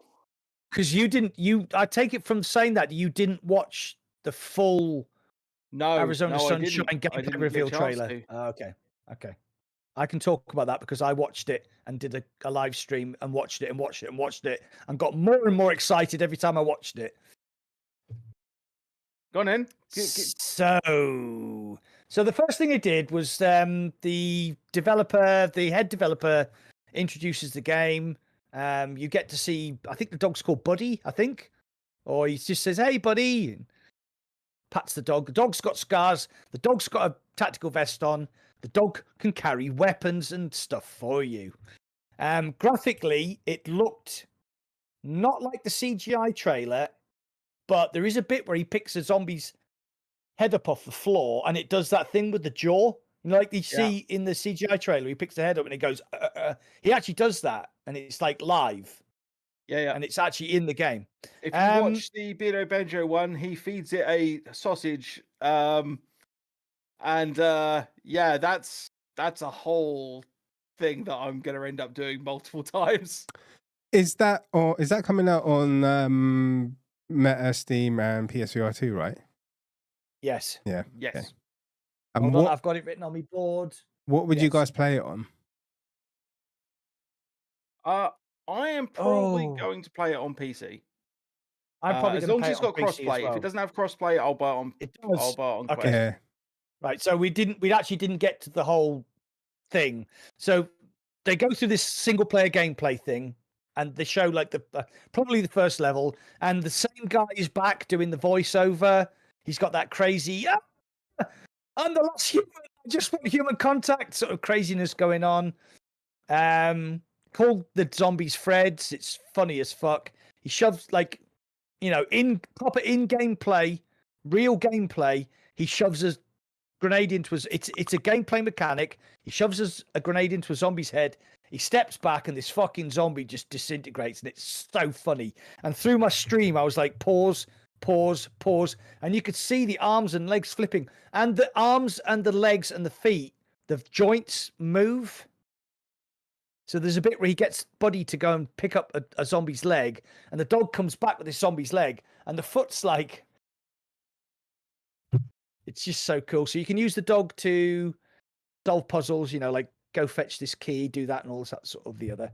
And then there's a section where they have your favorite Tigress, Ginger Sphere, Cass and Cherry, Reese the King, and a couple of other guys whose names escape me. And they're talking about the stupid stuff they did in co-op. Like Reese the King feeds his mate a sausage. Yeah. And it's just like stupid stuff. They're like, he finds a hat, so he puts it on the dog. They put the dog in a trolley. So there's a dog with a sombrero, and they're pushing the trolley, and they're shooting zombies. They can order the dog to like go and attack things. And there's a horde mode. And it's 4-player. Awesome. Love the horde mode. The The co-op is 2-player. Sorry, the horde mode is. Yep. So I speed ran the horde mode on the original. Yeah. In the Virtual Athletics League Winter Games. And that was so fun, man. I spent so long learning every single in and out of the horde mode, to the point where I was literally, I played it so much that I was headshotting at 50 yards with pistols, because that was the only way that you could speed run it fast enough. Right. But yeah, Okay. I won that live on stream. That was really good. Okay. So going back to weapons, during the gameplay trailer, we saw a 1911, we saw a revolver, we saw a Desert Eagle, we saw a Glock, we saw an AK-47, an M249, and a pump action shotgun, which looked very, very similar to the one in After the Fall. So I'm pretty sure, and they sounded good as well. So I'm pretty sure you're going to get the same kind of weapons that you had from After the Fall, and you're going to get that same kind of. That'll probably be the deluxe DLC download for whatever, or just like a add-on maybe. You're such a cynic. No, I'm just saying they could bolt it on. So instead, like bloody hell, what's it called? After the full download, where you get the weapons and that.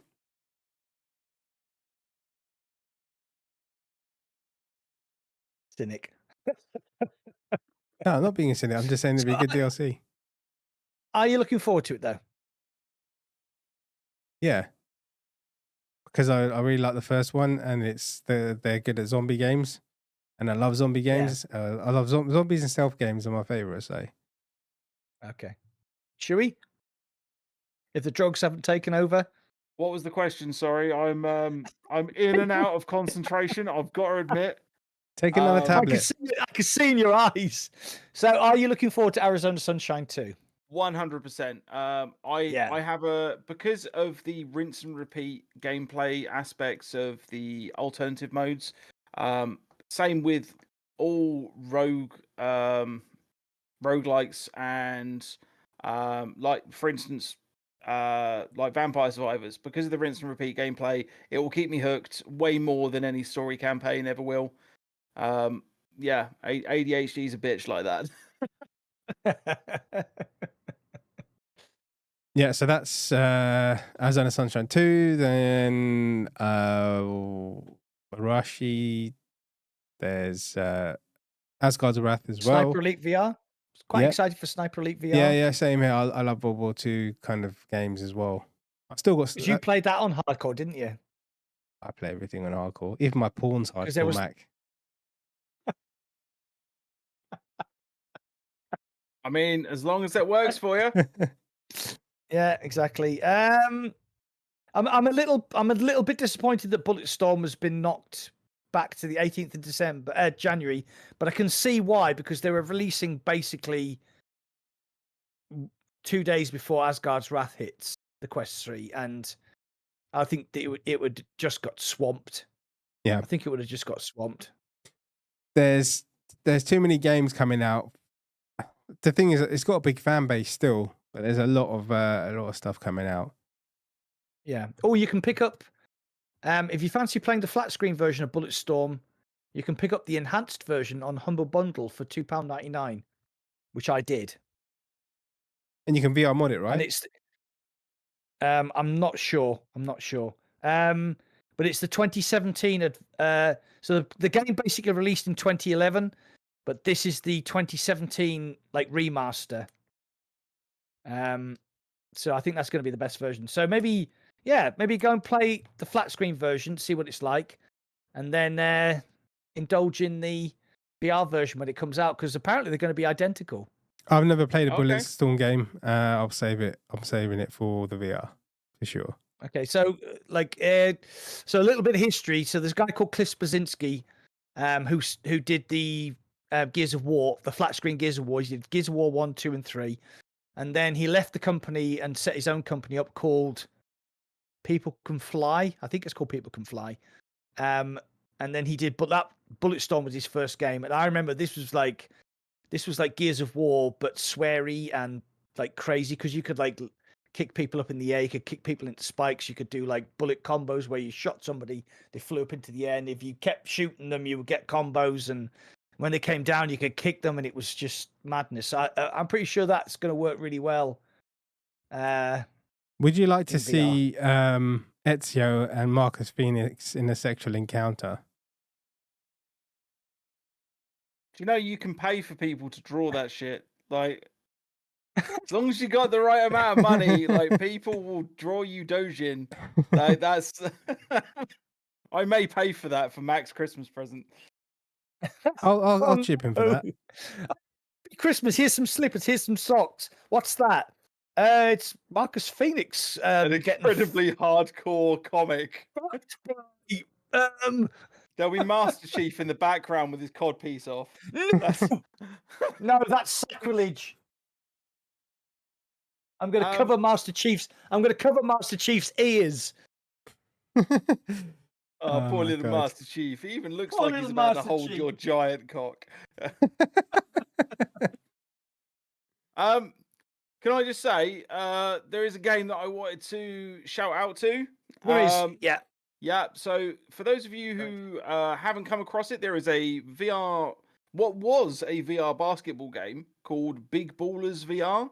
I did do a little bit on it several months ago.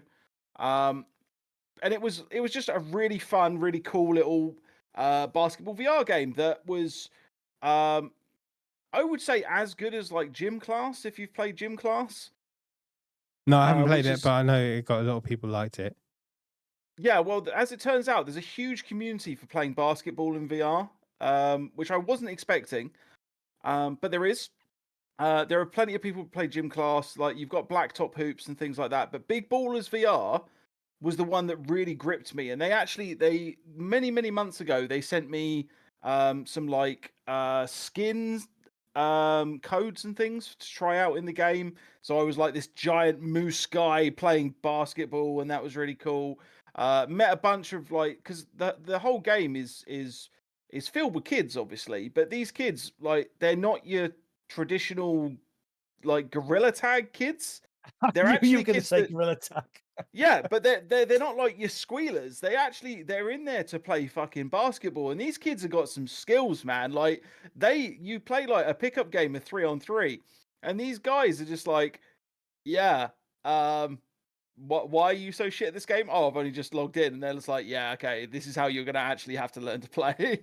And they've like shown me around and stuff. But that was months ago. And now Big Ballers VR has actually like spread its wings, and it's created like American football in VR you can play, but not like the pro era type thing. Like you're actually throwing a ball properly and like buggering around with your friends. It's all completely online. It's all completely multiplayer. You've got basketball, football, volleyball, which is actually super fun.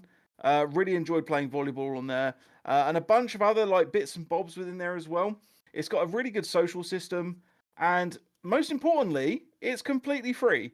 And it's coming to the official Quest store. It's moving out of App Lab.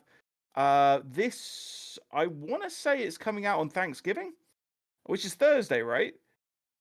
Yeah, yeah, I think it's this weekend.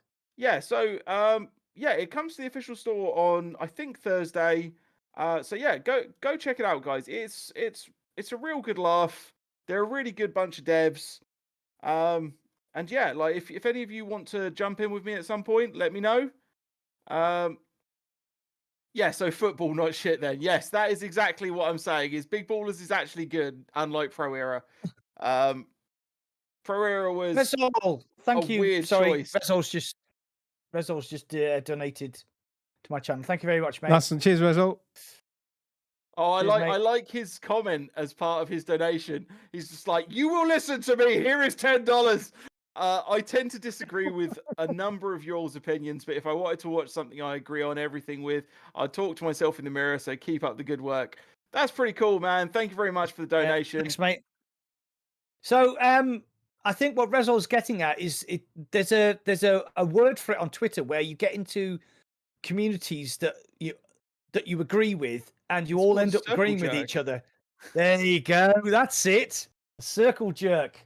Yeah. So, yeah. That's. You may notice I think that's one.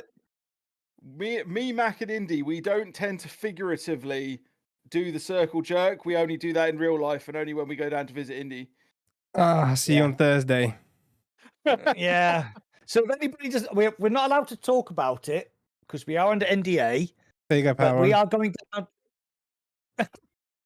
Oh, he's getting ready for you. He's getting ready for you, my friend. Is he frozen? No, he's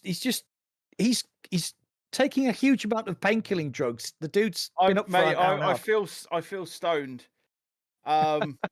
It's look a bit it's stoned. uncomfortable. So we're actually going down to an event on Thursday. We're all going to meet up. Clickster's going to be there, I do believe. Yes, Clickster's going to be there. I'm going to be there. Indy's going to be there. We can't tell you what it is yet, but it is a big IP. And it's okay. So on Thursday we'll be able to tell you more. Hopefully. But we're all going to meet up on Thursday. I'm staying the night. I'm coming back home on the Friday. Indy's coming to my house on Friday night. The wife doesn't know yet. No, she does, honestly. And we're going to do some sightseeing for his travel blog. So hold on a second. You what? Sorry. Hold on a second. You told me Friday night is sex night, and I'm coming to your house on this Friday night. So you're going to have to choose. Do you know what the most disappointing thing that Indy has to face is that he has to watch Strictly Come Dancing on Saturday night. Yeah, I'll take Christ. a bunch of his painkillers, mate. I'll be fucking spaced out. I don't care. So we're gonna. I love Strictly Come Dancing. I don't care. I'm an old man. God, Jesus. Young girls in tight skirts. Good help me. It's fantastic. Good help me. I'll go for a walk for a couple of hours or something. I don't know. I would, mate. I would.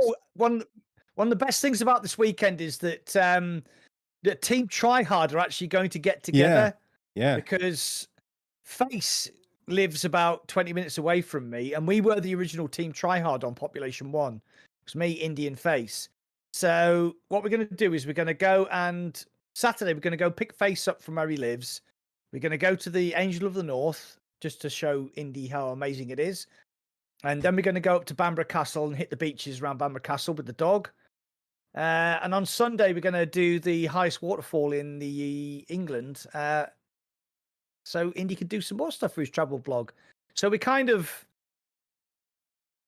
mixing, you know what I mean? Meeting up, being friends, and doing some travel vlog. And Indy's got to go and stand in the backyard while we have dirty sex Friday night. I'll sit in the kennel with the dog. How about that? You can sit in the Mac cave because we never do it in here. Yeah. So I'm just gonna get all my stuff together. So I've got to do that during the week. Just pack all my shit because I need all my camera stuff. And yeah, so I'm doing a podcast tomorrow on here with work. But yeah, and then Wednesday I'm working late, and then Thursday is meeting you guys, and Friday I'm going up to yours, and so yeah, I just got to make sure I bring all my stuff and not forget anything. Yeah. Don't forget we do have electricity up north, so you will be able to recharge all your camera batteries. Nice. Damn. It's changed since the days. It's just the man who didn't sleep in my house. He went and slept in his van. Yeah, because then realized solar panels on top of it. We live on the hill, so he spent the whole night squished in a little corner. Oh my god! Was Mac that bad, Chewy? You had to sleep in the camper van. Yeah, no, it was. You pissed out your head. I was a bit upset. I checked out the spare room, realized there wasn't a lock on the door, and I was just like, Yeah, hopefully he takes Max the door. wipes away. You don't really know how he's going to react. All my friends were there. You were a new boy. Yeah. That's a good night, man. I enjoyed that. That was a good night. So Fuck. we've got 2 more episodes, and then it's the Christmas special. Was that Yes. no, Special. Special. Christmas special. Yeah. Sean Connery. So, Yeah, if you guys have got any ideas of like what, if you've got like a 18th. particular topic that you want us to cover for a segment, for the Christmas special, let us know. Because we could try and go through some like Michael serious Carmack. bits. bread buns. Like Michael Carmack. Eating bread buns on a podcast. Was it? Yeah. You spoke about Michael Carmack for about 40 minutes before you even said that. Oh, it's hilarious. That's so funny. Have you guys watched that recently? No. John Carmack. No, but you kept calling him Michael Carmack. It's so funny. How? Yeah. Okay. Yeah. Any ideas for the Jelly Christmas shots is a good podcast? idea. What shots? I might get my missus to make some jelly shots. Yeah. Okay. So Weeble is not allowed to donate 79p, 79p, 79p. No, I'm changing my menu this year. Yeah.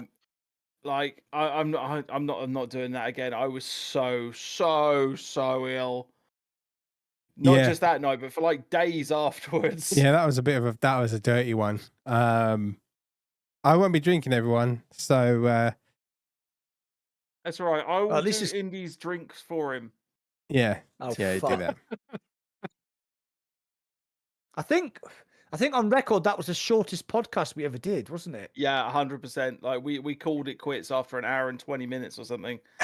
It was disgustingly short. You were shoving the dry bread bun into your face. Yeah, I'm gonna get some more interesting snacks this year than just a bread roll. But you've got to have. You need to have it just for like. It's got to be like every Christmas. You got to do it now. The bread roll. Yeah, I'll get some interesting. Okay, I'll get a more interesting type of bread. I'll get like a giant cheese and jalapeno blue or something. Oh yeah, this calls for you to start drinking just for that one night again, Indy. Nah, I'm done. Crash reckons that you're still in a shot deficit from last year. Oh, I drank plenty. No, I'm done with it, man. I'm done with drinking. Over it. No, that's fair. That's fair. Yeah. I will never peer pressure someone into drinking. I've done my fucking lifetime's worth. Trust me. All right, what we're gonna do then is you need to buy the strongest nicotine vape, and every time somebody don't do that to him, Jesus Christ, he's just a fucking sick maniac. This guy. I reckon what you need to do for the podcast then. All right, then I'll do chili challenge. There you go. Cole's done it. Yes. Oh no, you know who you need to speak to? You need to speak to Doc Ock and ask him the sort of things that he eats on his streams, because mate, that fucks him up something rotten. Yeah. But I've been eating chilies my whole life. I'm pretty savage when it comes to that, so it's got to be something special. Oh yeah, but he eats a lot of this stuff anyway, man. And I've seen some of his streams where he's like at the point of vomiting, because this stuff is fucking him up that bad. But I think we were find the Chinese. Sorry, mate. I was just going to say, didn't he find that Chinese stuff spicy with the chicken? That was exactly what I was just about to say. And that's not spicy at all, man. That's like not even black pepper for me. Me and Indy was sat. We went to EGX, and like John did his usual, invites everybody to the Chinese. Right. Yeah. So I like a bit of spicy Chinese. It was okay. There was these like crispy chicken, spicy things. And I was like eating. I said, "Oh, these are nice. These are really nice." And then I think it was, I can't remember if it was Scorpio or ham. Said, "Oh, these are a bit spicy." And he looked at me. He was like, "What?" I was like, "Yeah, I mean, that's not spicy, mate." I've grown up with chilies, man. It's just standard Indian cooking, right? It's always got some spicy in it, but yeah, I'm pretty fucked up. Like when I go to restaurants and. A lot of the Indian restaurants, the proper ones, they got glass perspex and you can see the kitchen in that, or sometimes there's no glass. And you're just like, more chilies, more chilies, more chilies. And he's like, "Are you sure?" And like the whole dish was just green. It was lamb with green. That's how many green chilies I put in there. I loved it. I mean, I Well, suffered that afterwards. lamb. Yeah. All right. That lamb dish your dad did. Was it? Did your dad do it, or was it you did it for me the last time I was down?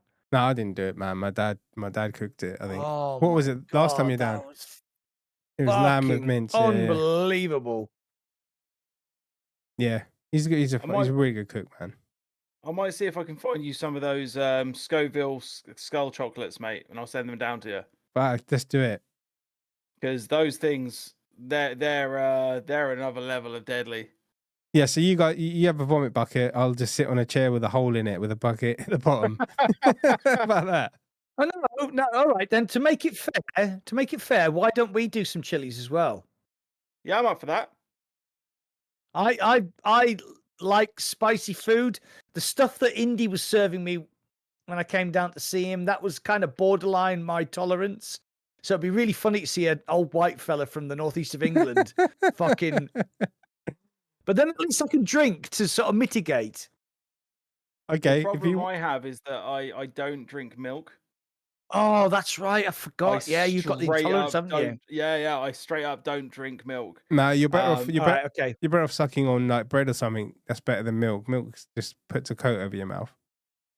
Okay. And you've already proved that a dry bread roll is the best thing for the Christmas podcast. Yeah, it is. It's mate, I've never eaten anything as nice as that bread roll at that moment in time. It was just the most delicious thing on the fucking planet. Oh my God. I've had the bomb before. So the Christmas podcast is on the 18th of December. 4 weeks today. 4 weeks today. Yeah. So we've got one more podcast to do. Yep. And then it's the big one. Yeah. Diego's going to send me the bomb. I've had the bomb before, man. I'm talking like chilies, like not just like some ropey hot sauce. I mean, hot wings? Maybe some hot wings. You like hot wings? Not honestly a fan of hot wings, being a vegetarian. He's been a vegetarian. Yeah, fuck. We'll find something. We'll find something that we can like actually be on the same level, no matter what we're doing. Yeah, we'll work it out. Yeah. We'll work it out. All right, I'll do chilies, no worries. Yeah, the bomb, I've had it. I think I've got some in my kitchen cupboard still with Diego. I did once as a dare. There's this stuff called He Who Dares Burns. I did a shot glass full of it. Mate, it's proper savage. But it's not like the hottest hot sauce, but it's pretty fucking bad. And I did a shot of it as a dare. I was ruined like the next day. About 6 years ago, I did I was at this place called the Wine Bar, and I knew the owner, and we were sort of having a chat. And I look up and I see this evil-looking bottle of vodka, and it was 1.1 million Scoville vodka, and I was like, mate, you gotta let me have a fucking go on that shit. And so he straight up, he was just like, mate, I'm gonna give it to you for free because you're gonna fucking hate every bit of this. And he puts it in the shot glass, and I instantly, as soon as I pick it up, like as soon as it gets to my nose, I'm like, I've made a fucking mistake here. And stupidly, what I did was I was just like shotted it to the back of my throat as fast as possible to try and avoid the tongue as much as possible. The problem is that it then went straight up into my nasal canal. Oh shit! And I was just like, the amount of mucus and vomit that was coming out of my nose and mouth because of this. Like, whereas if I'd have just done it, I'd have been like, that's super painful. I regret my life decisions, rather than being actually like, I might actually have to go to hospital kind of problems with my nose. Yeah, that's pretty bad, man. Like, chilies up the nose is never good, especially when it's that bad. I had the same thing when we were doing a challenge with wasabi balls. You ever done wasabi balls? Yeah. I don't know him. I don't know him that well. Sorry. Yeah, I gargle, mate. It's Yeah, same thing happened to me then as well, years and years ago at an anime convention. They were having a competition for that, and once again, the fucking stuff just went straight up into my nose and fucked me. Nice. I'm Oh gonna, dear. yeah. I guess I'll have to just eat more chilies between now and then, build up more of a tolerance. Yeah. Yeah. Now, see, there's already people in the chat saying we need to fuck him up. So they're not talking about me and Shuey drinking anymore. They're talking about fucking you up with chilies. Yeah. Chili challenge ideas. Someone mentioned that one chip thing that's going around, and someone died of it. Bakoi one chip challenge. Yeah. What is? They did it at my work. The other shift did it at my work, and none of them did any work for 2 hours after that point. They were all completely fucked. No, I can't see the fun in that. I'd rather just have a. I'm just going to stick to drinking, so you can do what the fuck you want. Don't change your mind now, Mac. You started this whole thing. You started it. I did not. You did. You said, "All right, then we'll do chilies as well."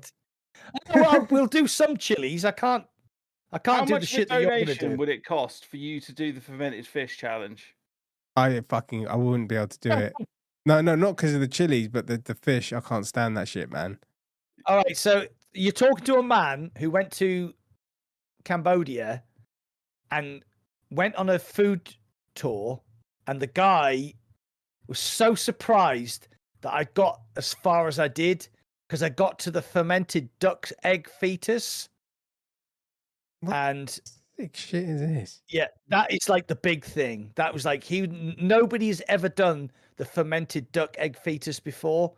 And I took the first mouthful and I was like, okay, I think I've got the egg sac, so I think I was quite lucky. But the second spoonful, I was like, nah, can't do it.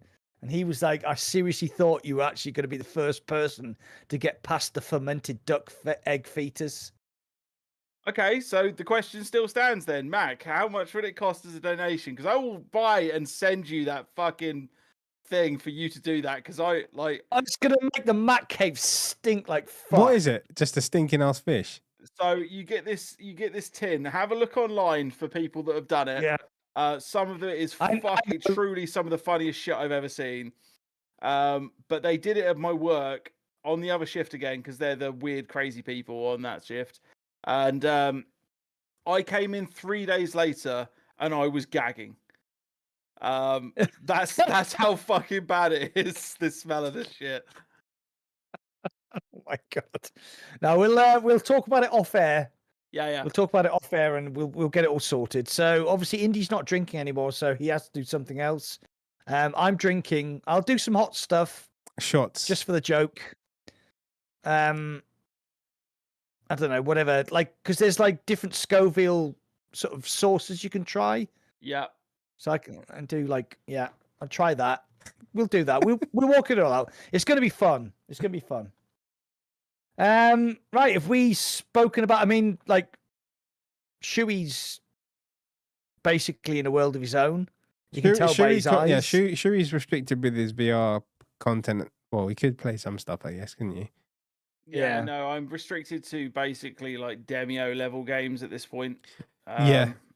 This morning was excruciating just trying to do the VR, the Assassin's Creed Nexus stuff. So I think for the next week at least, which is a bit, I'm going to hop myself up on a ton of painkillers ready for Thursday.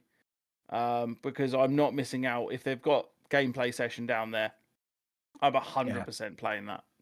Yeah. Which we can't talk about. No, we cannot. I'm still going to release a vlog on it that day. Yeah. So keep an eye out on Twitter, keep an eye on YouTube. There will be bits and bobs on there, I'm sure, from me. Right. So we it done then.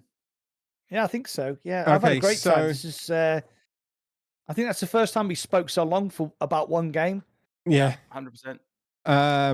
Right. What's your plans, Mac? You gonna finish Assassin's Creed between now and the next 2 weeks, like? Assassin's Creed.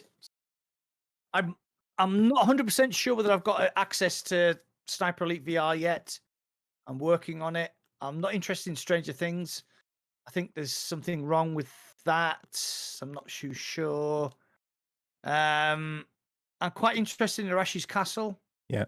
And obviously then the big one is Asgard's Wrath. But also, can I just do a bit of self-promotion? Thanks for watching, guys. To my channel. Tune in next time. Subscribe to Indy's channel. Like and subscribe to Paron's channel. If you're a channel member on my channel, and I've just got 5 new channel members, you can win this Pico 4 on November the 4th. November the 30th. There you go. Am That's I it. am Over. I in that giveaway? Sorry? Am I in that giveaway? You are. Of course, you're a channel member. Okay. Can I get more entries? Because I gifted quite a few channel No. memberships. You've actually just decreased your chances of winning. I know. I'm going to give some more. So there is ways of manipulating it. I'm going to try and find a way of manipulating it in my favor. Thank you for the subscribe. I can't see who that was, but thank you very much. I'll open like 70 new channels and then I'll donate from all of them. And don't forget, The Walking Dead donated to my channel. He gave me 5 new channel members. Resolve donated to my channel. Walking Dead gave you 5 new members. I think Indie. Yeah, he did. And then obviously the beautiful, wonderful chunk of manliness that is Tassos donated his last €5. I love that guy so fucking much, but what a fucking bellend. You need to buy food, Tassos. You need to buy video games. To be fair, I've been buying him video games recently. He's good on that front. Yeah. So here's another thing which I realized the other day. I didn't know how to redeem my referral code vouchers because I went on the referral code page on the app on my phone, and it just gives you the referral code details for if somebody's bought a Quest 3. And I didn't realize there was another tab. So I had 28 referral codes to redeem and put £112 of store credit into my account. So if you don't understand what that means, if you buy a game on Meta, you get a referral code. If you give it to your friend and he buys the game, you get £4 and he gets 25% off. Yeah. Oh, that's nice of you. Thank you, Classy. Classy Buddy's just donated a channel membership to IndieVR. Oh, thanks, Classy. Thank you very much. Who's a member now? Weeble. Oh, that cheap Don't know yet. bastard. Fucking Get him off there. He needs to do it out of his own accord. Weeble. Okay, all my channel members, I'm giving you all a game apart from Weeble. No, it's bloody Weeble. Typical. Right, guys, I've had a great time. It's always been lovely to see you. Chewy's been a bit stoned, so yeah, I might be really funny. I might be going live in an hour or a bit. I might have something good. Assassin's Creed? That's finished. Deleted off my MetaQuest, deleted off my account, and I'm gonna see a no, it's still on my MetaQuest. Let's see what they do with it. Yeah, in the next hour or so, I might be streaming something. I'm not sure yet. Just keep an eye out. Ring the bell and subscribe to everybody. Thank you. Thank you. Sorry, that thank you thing's fucked. And it's not even on my scene, and it's going off from another scene. So yeah, it's gonna keep saying thank you otherwise. Yeah, so I'll be at Max on the weekend. I'll be getting more content from my other channel. And I'll be be streaming maybe tonight, and then that's it for this week. Maybe not even Sunday. I'll be traveling, so this week's gonna be light on streams. Yeah, because you'll be coming to see me. Well, we can do a stream from your shed, both of us. Oh yeah, that'd be a good idea. Yeah, I never thought about that. You have to sit on the shit chair though. Okay. As long as you're the shit chair, it's fine. Okay,